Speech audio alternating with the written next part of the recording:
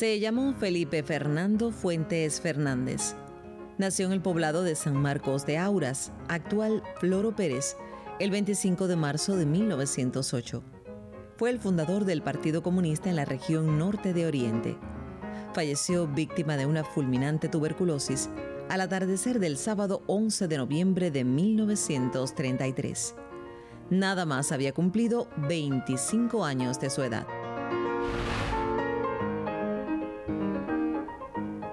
En este mismo lugar donde la sucesión de Wenceslao Infante construyó el teatro, que le puso Infante, luego Suñol, ahí en ese lugar había otro teatro antes que este, se llamaba Teatro Oriente.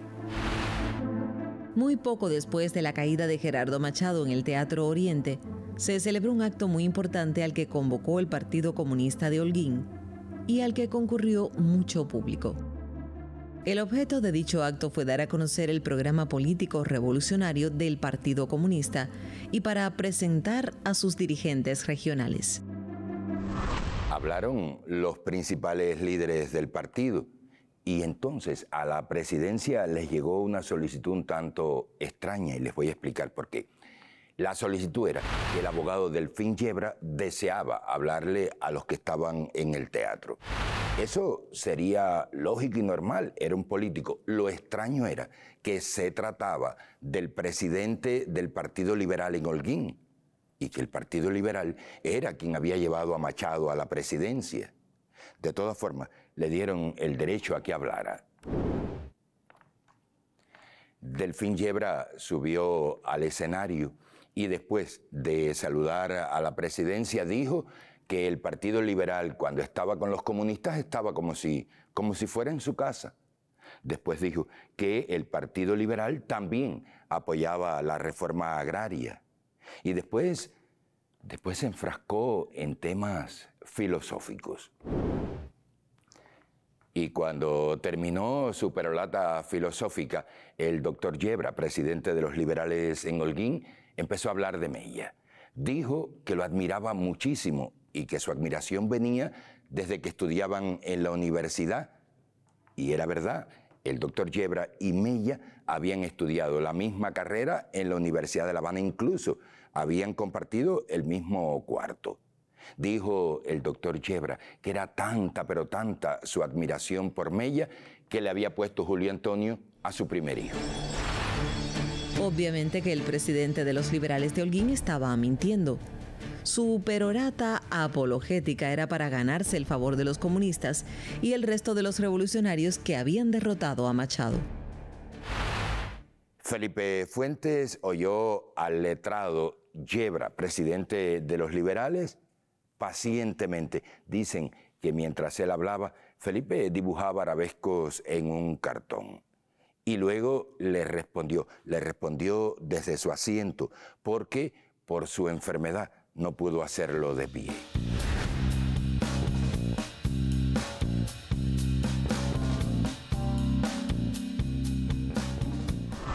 Dijo Felipe al doctor Yebra que temía mucho que sus palabras confundieran al público tan heterogéneo que estaba en el teatro. Y le dijo, doctor Yebra, usted es un oportunista, porque si verdad es que en la universidad compartió cuarto con Mella, verdad es que nunca compartió sus ideas. Dice usted, doctor Yebra, que está a favor de los campesinos y de la reforma agraria, pero ¿cómo, siendo un político influyente del partido que estaba en el poder, no hizo algo usted porque se firmara una ley que protegiera sobre todo a los campesinos de los realengos, como el realengo de las Cuevas o el realengo 18 de Guantánamo?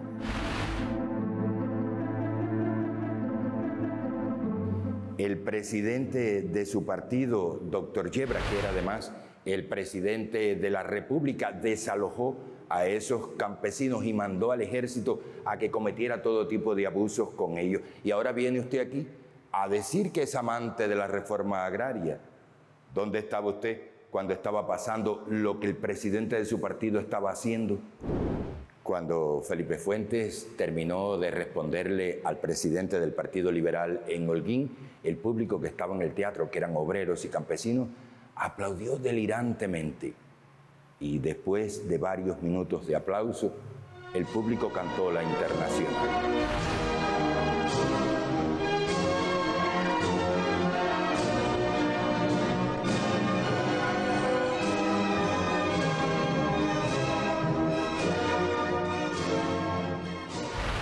Después que el público terminó de cantar la Internacional y que su euforia se aplacó un poco, el presidente del Partido Liberal en Holguín, doctor Yebra, volvió a pedir la palabra y se lo permitieron. Subió al escenario y lo primero que dijo es que felicitaba al líder de los comunistas por su patriotismo demostrado. Luego dijo que sabía él que Felipe Fuentes padecía una terrible enfermedad y que lo lamentaba mucho y que lamentaba no poder hacer el milagro de transmitirle la salud.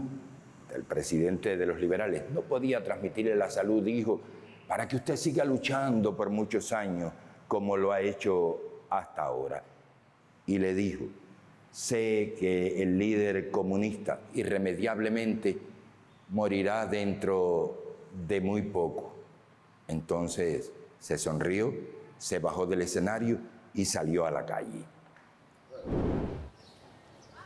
El público que estaba en la sala, que sabía muy bien que Felipe estaba muy enfermo, hizo un silencio sepulcral.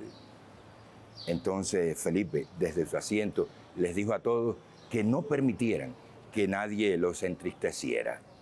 El público nuevamente cantó el himno del proletariado mundial.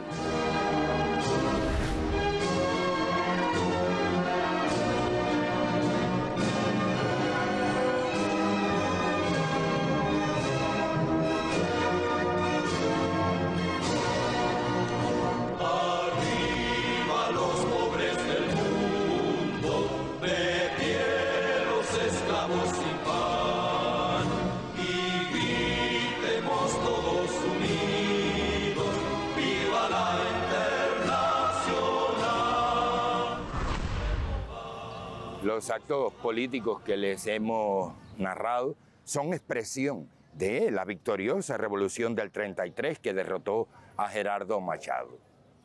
Lamentablemente, eso sí, muy poco. La revolución del 33 se fue a bolina. La victoria la arrebató la politiquería tradicional y también el ejército, un ejército que desde esos años, 1933 y en lo adelante, lo comenzó a mangonear un teniente devenido general que se llamó Fulgencio Batista. En agosto-septiembre de 1933, exactamente en el momento en que Machado huyó, los soviets, que estaban integrados por obreros y campesinos, tomaron los centrales. Pero inmediatamente el ejército se le opuso. Entonces, Felipe Fuentes fue hasta el regimiento de Holguín y allí arengó a los soldados. Les dijo que se sublevaran, que se unieran a los campesinos, a los obreros y que juntos podían fundar un frente cívico-militar. Lo único que consiguió fue que lo apresaran, lo esposaran y esposado lo trasladaran a La Habana. Lo encerraron en una sombría, fría y húmeda celda del Castillo del Príncipe.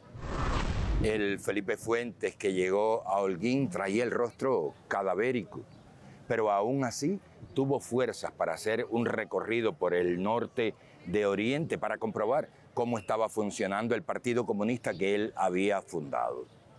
Cuando llegó a Banes, a la casa de su madre, tuvo una recaída. Su tío Jesús Fuentes, que vivía en Tacajó, ahí era comerciante, alquiló una máquina y lo trajeron a Holguín. Lo llevaron directamente al Hospital Civil, donde lo ingresaron.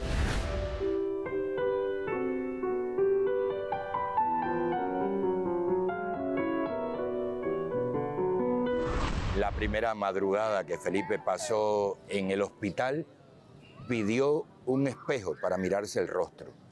Lo tenía amarillento. Después pidió un vaso de agua. Lo bebió, miró a quienes le acompañaban y dijo, cuiden al partido, cuídenlo. luego murió. Eran las 4:30 de la madrugada del día 5 de noviembre de 1933. Conocida la noticia de la muerte de Felipe Fuentes, el ejército salió a las calles, pusieron guardias en todas las esquinas, esperaban una sublevación. Felizmente, el alcalde de Holguín en esos momentos era el cercano colaborador de Antonio Guiteras, Luis Felipe Masferrer Landa. El alcalde autorizó a que el pueblo se reuniera si lo deseaba y le pidió a la gente que colaborara para hacer un digno sepelio al ilustre hijo de Holguín. También el alcalde autorizó a que si la gente querían, podían cantar la Internacional.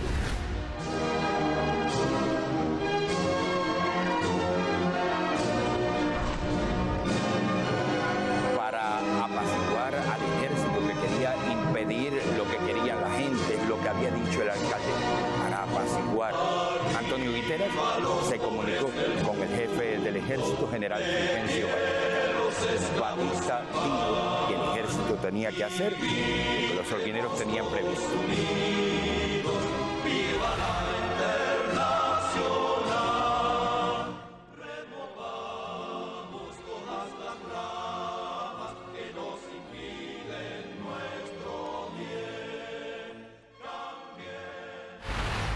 Pocas veces en la ciudad de Holguín se ha visto una concentración mayor como aquella que acompañó a Felipe Fuentes hasta el cementerio municipal, donde aún descansan sus restos.